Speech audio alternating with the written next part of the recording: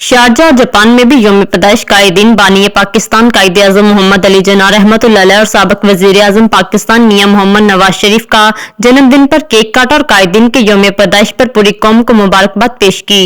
Japan के मरकजी general secretary Shams but और मुत्तहदा अरब अमारात के मरकजी सदर गुलाम मुस्तफा मुगल ने इस मौका पर खिताब करते हुए कहा कि बानी पाकिस्तान मोहसिन पाकिस्तान कायदे आजम मोहम्मद अली जिन्ना रहमतुल्लाह अलैह और कायद मोहतरम मियां मोहम्मद नवाज शरीफ की मुल्क व कौम के लिए खिदमत और कुर्बानियों को कभी फरामोश नहीं किया जा सकता। हमें कायद आजम मोहम्मद अली जिन्ना रहमतुल्लाह अलैह के बनाए हुए पाकिस्तान को खुशहाल बनाना है और कायद मोहतरम मियां मोहम्मद नवाज शरीफ के बयानी पर अमल पैरा होकर मुल्क व कौम की खिदमत करने को यकीनी बनाना होगा। इस मौका पर मसीही बरादरी को क्रिसमस त्योहार पर मुबारकबाद पेश की।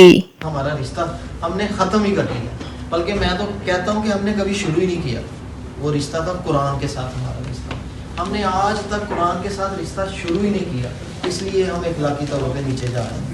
40 साल पहले जो हमारी हालत थी, या अब मेरी उम्र 54-53 है, तो मैं 40 साल पहले की बात कर सकता हूँ ज़्यादा से ज़्यादा। मज़ीद अपडेट्स के लिए देखते रहिए अंडरग्राउंड न्यूज़।